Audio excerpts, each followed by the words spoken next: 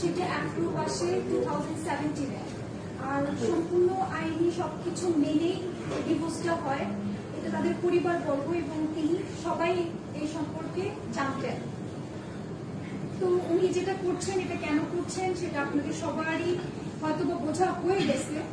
তো সেখান থেকে আমি বলবো যে এগুলো উনি যতগুলো কথা যতগুলো বলেছেন, শুধু দুইটা জিনিস ছাড়া, যে ওনার সাথে আমার বিয়ে হয়েছিল এবং আমাদের একটা বাচ্চা আছে, এটা ছাড়া সম্পূর্ণ কথাই মিথ্যে। উনি যা যা বলেছেন, তো সেগুলোর যথাযথ প্রমাণ, প্রত্যেকটি কথার প্রমাণ আমাদের আছে।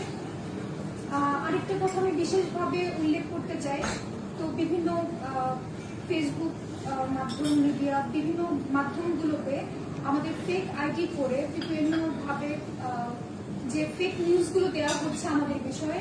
অ্যাকচুয়ালি আমার কোনো ফেসবুক আইডি এখন অ্যাক্টিভ নেই, ইভেন তো নাসিরেরও নেই। নাসিরের একটা ফেসবুক পেজ আছে। আমাদের যদি কোনো কিছু যদি জনগণকে জানাতে হয়, তো সেক্ষেত্রে আমরা আপনাদের মাধ্যমে, গণমাধ্যমকে জানিয়ে ওর ফেসবুকের ভ্যালিড পেজ থেকে এসে জানাবো। তো দয়া করে কারো কথা শুনে, কোনো কিছু শুনে এসব থেকে বিরত রাখুন, স্প্রেড করা থেকে। Thank you so much.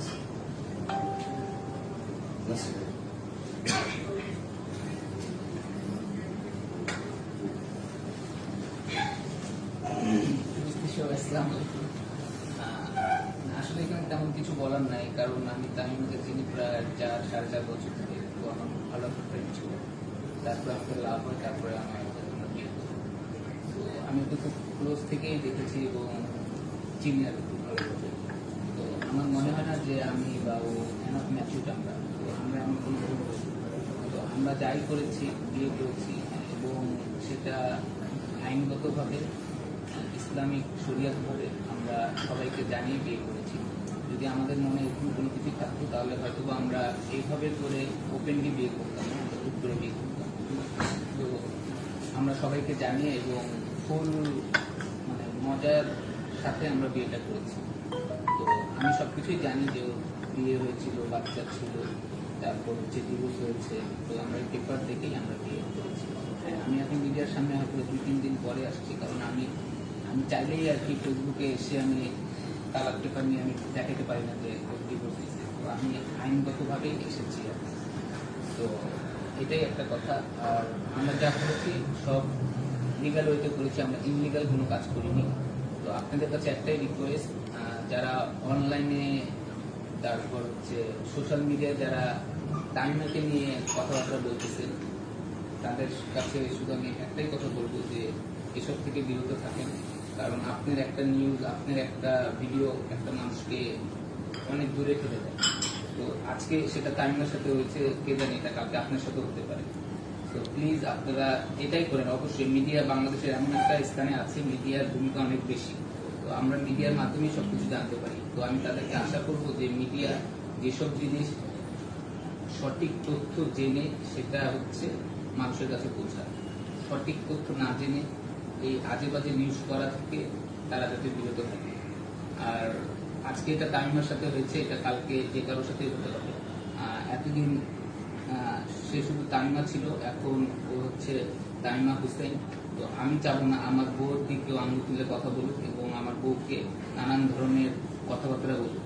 তো যারাই যেখান থেকেই বলতেছে না কেন কথাবার্তা, আমি আইনগতভাবে তাদের ব্যবস্থা নেব।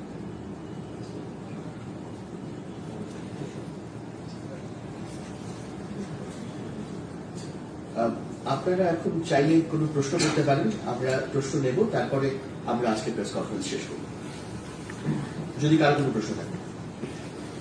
আচ্ছা, যার নাম বলেন আর কি, রাকিব হাসান, ওর বিরুদ্ধে আপনারা কি ব্যবস্থা নিতে যাচ্ছেন? প্রথমত একটা কথা তো এই পর্যন্ত বলতে পারি যে উনি যে কাজগুলো করেছেন সেগুলো অবশ্যই মানহানিকর। কাজে আমরা আইনগত দিক থেকে মানহানি জন্য তার বিরুদ্ধে আমরা যথাযথ লিগাল অ্যাকশনে যাব। এছাড়া আরো কিছু লিগাল অ্যাকশন থাকতে পারে সাপ্লিমেন্টারি, সেগুলো আমরা এখনো পরীক্ষা নিরীক্ষা করছি, যথাসময়ে আপনারা জানতে পারবেন। আজকে একটা মামলা হয়েছে যেটা পিআইবি কে তদন্ত নির্দেশ দেওয়া হয়েছে, আসলে এই ব্যাপারে আপনাদের চিন্তা ভাবনা কি? আচ্ছা, এটা আমি একটু বলি। আমরা আপনাদের এই প্রেস কনফারেন্স শুরু করার কিছুক্ষণ আগে আমরা গণমাধ্যমের মাধ্যমে জানতে পেরেছি যে আজকে একটি মামলা হয়েছে। যে মামলাটা কি বিষয় হয়েছে তার কোনো কাগজপত্র এখন আমাদের হাতে এসে পৌঁছেনি। কাজে এই ব্যাপারে মন্তব্য করা দুরূহ। তবে যদি কোনো মামলা হয়ে থাকে এবং সেখানে মিস্টার নাসির হোসেন অথবা তার স্ত্রীকে বিবাদী করা হয়ে থাকে, তাহলে আমরা আদালতে আমাদের যথাযথ বক্তব্য পেশ করব। তামিমার কাছে একটা প্রশ্ন করতে পারি, সেটা হচ্ছে যে আপনি বলছেন যে প্রশ্ন তো এখন একটা জায়গায় এসে দাঁড়িয়েছে। উনি বলছেন যে আপনাদের সাথে ডিভোর্স হয়নি, আপনি বলেছেন যে একদম প্রপার চ্যানেল হয়ে এসছে 2017 সালে হয়েছে। মানে 2017 সালের পর আর আপনার মেয়ে কোথায় থাকছে বা তার সাথে কি আর কখনো যোগাযোগ ছিল? হ্যাঁ, আমার মেয়ে হওয়ার পর থেকে আমার কাছে ছিল। ওর বয়স 6 বছর পর্যন্ত, 2019 পর্যন্ত আমার মেয়ে আমার কাছেই ছিল। ইভেন তো আমি এনাফ পরিমাণে ক্যাপেবল আমার বাচ্চাকে কন্টিনিউ তাকে ফিট করানো, তার education, each and everything bear করার মতো এনাফ পরিমাণ আমি সেই ক্যাপাবিলিটিটা রাখি।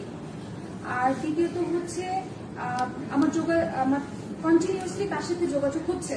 ইভেন তো মোবাইলে ভিডিও চ্যাটে আমি খবর নেওয়া, ওর কোন স্কুলে পড়তেছে, টিচারের ইচ অ্যান্ড এভরিথিং। আর ওকে নিয়ে যাওয়া হয় 2019-এ নিয়ে যাওয়া হয় আমার বাসায় এসে ওকে দেখা করার কথা বলে ওকে ওরা নিয়ে যায়। তো যখন নিয়ে যায়, আমার মা যখন ওকে পায় না, তখন আমি ফ্লাইটে ছিলাম। তো আমার মা না পেয়ে আমাকে একটা মেসেজ করে, লস অ্যাঞ্জেলেস ফ্লাইট, অনেক লং ফ্লাইট, তো 19 আওয়ার্স আমার আম্মা আমাকে রিচ করতে পারেনি।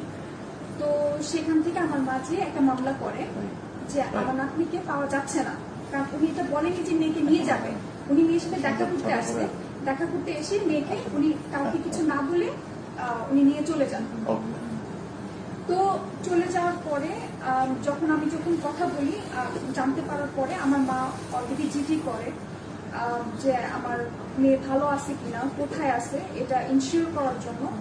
তো তখন উনি বলছে যে আমার মেয়ে আমার কাছে আসে, আপনি মেয়েকে বলেন বাংলাদেশে আসতে, যা করেন আপনি নিয়ে এসে করবেন। যেহেতু আমি তখন বাংলাদেশে আসতে পারিনি, তো সেক্ষেত্রে আমি আইনিভাবে কোনো স্টেপ নিতে পারিনি। বাট আমার মেয়েকে কারণ এটা আরো লম্বা আইন প্রক্রিয়ার কথা। তো আপনি তো শুনলেন, এখন যদি এটা আরো একটা অন্য প্রসঙ্গ হতে পারে, কাজে এটাও আইনি পরীক্ষা নিরীক্ষা ছাড়া আর বেশি মন্তব্য করার কোনো প্রয়োজন নেই। বাট আপনার বাচ্চা নিয়ে যাওয়ার পরে আপনি আইনি পদক্ষেপ নিয়েছিলেন? হ্যাঁ, উনি একটা আইনি পদক্ষেপ নিয়েছিলেন, যেটা সম্পূর্ণ হয় নাই, সেটা হয়তো সরকার ভবিষ্যতে করবে। কাজে এটা নিয়ে আমরা আলোচনা, এটা এই আজকের প্রসঙ্গ কিন্তু সেটা না। আমি একটা জিনিস আসলে আমার না আসলে সবারই জানার সেটা হচ্ছে যে জিনিসটা 2017 সালে সলভ হয়ে গেল, একটা মানুষ তার মানে রাশিদ তো একটা ভয়ঙ্কর মিথ্যা কথা সবার কাছে প্রচার করছে, যে বলতেছে ওয়ান ফাইন মর্নিং আমি দেখি আমার ওয়াইফ নেই। সো এটা এত বড় মিথ্যা কিভাবে সম্ভব? এটা একটা ক্লিয়ার জিনিস।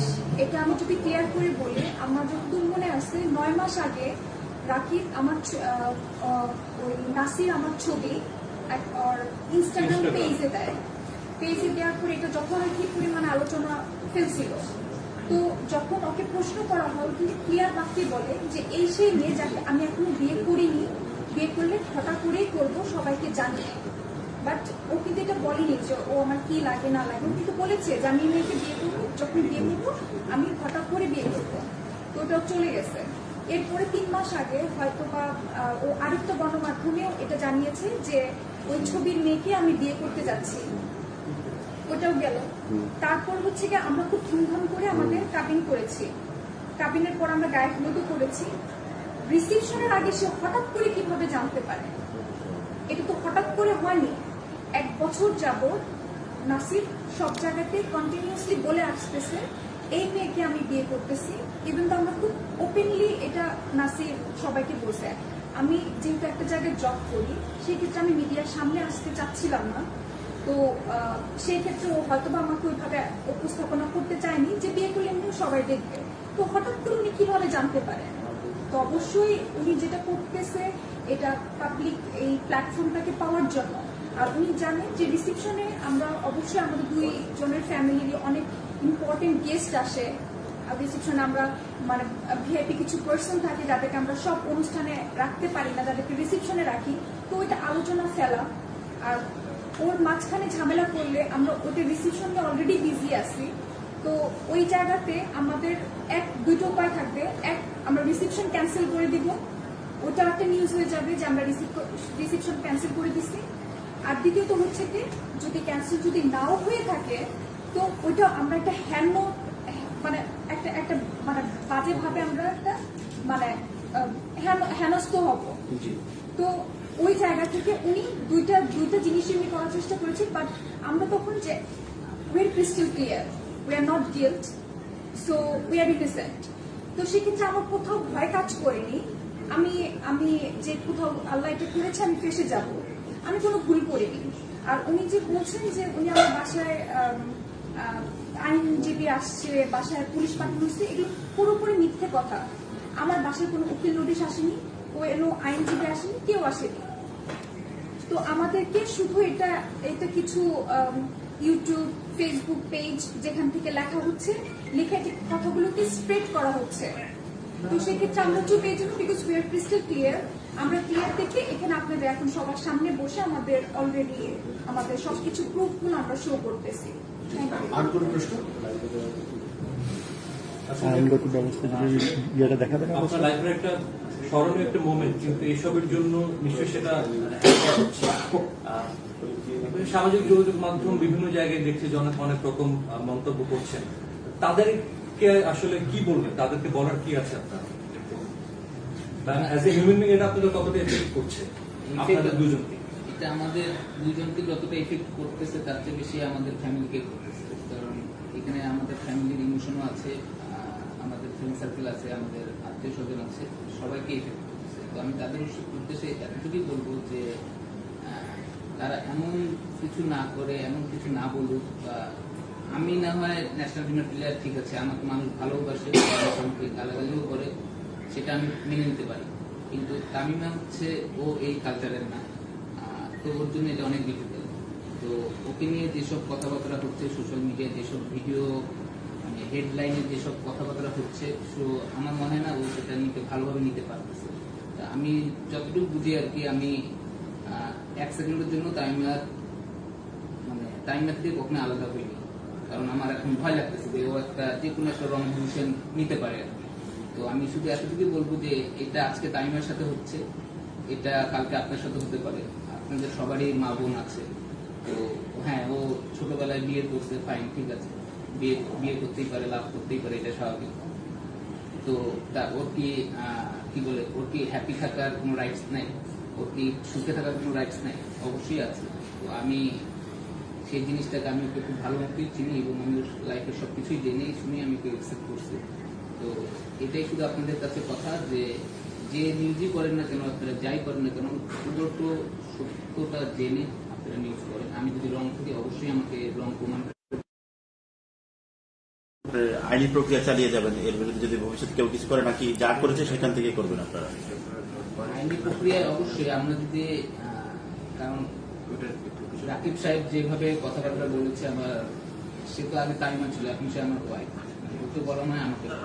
আমার ওয়াইফকে সেটা যেই হোক, সে রাকিব সাহেব অন্য যে কোনো মানুষই হোক, আমার ওয়াইফকে কেউ যদি কোনো ধরনের মন্তব্য করে, কেউ যদি কোনো ধরনের বাজে কথা বলে, আমি তার বিরুদ্ধে অ্যাকশন নেব এবং সেটা আইনগত। আমাদেরকে একটু ওই কাগজ দেখানো সম্ভব? জি, আমরা প্রথমে কাগজ, আমাদের শুধু ফটোকপি আছে এই কাগজে, সেটা আমাদের সবাইকে ডিস্ট্রিবিউট করা হবে। আপনারা কাজ চাইলে এইটার ছবিও তুলতে পারেন, আমাদের কাছে অরিজিনালটা আছে। ঠিক আছে, এটা আমি জাস্ট ক্যামেরার জন্য। একটা প্রশ্ন ছিল, সেটা হচ্ছে উনি যে নানা মন্তব্য করছেন বিভিন্ন মাধ্যমে এসে, আমি একটা ক্লিয়ার করে দিই ভাই, এখন আমি বিয়ে করেছি, আমার বউ যদি এখন একজনকে বিয়ে করে, আমি কি করবো? আমি কি সোশ্যাল মিডিয়ায় এসে লাফালাফি করবো? আমি সোশ্যাল মিডিয়ায় এসে লাফালাফি করবো না, আমি থানায় যাবো, যা তার বিরুদ্ধে মামলা করবো। এটা হচ্ছে আমার থিওরি। আমি জানি না সে কি থিওরি অ্যাপ্লাই করতেছে, কিসের জন্য করতেছে, এটা পাবলিসিটির জন্য না কিসের জন্য। সে যদি লিগাল ওয়ে তাকে কেস করুক, আমরা কেস হ্যান্ডেল করার জন্য প্রস্তুত আছি। আমার কথা বলতে না, আমরা তো একদম ক্লিয়ার, এখানে তো লুকানোর কোনো কিছু নেই, সিম্পল কথা। তো এত তো নাটক করার কিছু নেই এখানে। এখানে ফেসবুকে এসে নানান ধরনের বাচ্চাকে নিয়ে ইমোশনাল একটা বাচ্চা মানুষ সিম্পেথি পাওয়ার চেষ্টা করতেছে, তো এত কিছু তো বলার কিছু নেই। আমি যদি ওর বউকে বিয়ে করি, কি ফাইন, কেস করে দিতে, সে সমস্যা শেষ। আপনাদের সাথে কি তার এর মধ্যে কথা হয়েছিল এই ইনসিডেন্টের পর পার্সোনালি? না, আমার সাথে কথা হয়েছিল 30-35 সেকেন্ডের মতো। আচ্ছা, এখানে আরেকটা কথা বলা দরকার। উনি একটা বক্তব্য দিয়েছেন যে নাসির হোসেন ওনাকে টেলিফোনে হুমকি দিয়েছে, সেটাও সম্পূর্ণ মিথ্যা।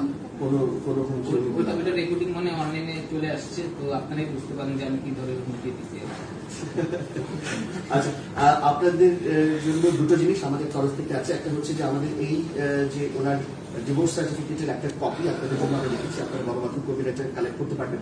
আর আজকে আমাদের প্রেস রিলিজের যে মূল বক্তব্য সেটা লিখিত আকারেও আমরা আপনাদের জন্য দিয়ে দিচ্ছি। তো আপনাদের জন্য এখান থেকে রিফ্রেশমেন্টস এর ব্যবস্থা ওনারা করেছেন। তো আপনারা যদি আর কোনো প্রশ্ন না থাকে তাহলে আমরা শেষ করছি। Thank you very much. Thank you for attending. Thank you, everyone.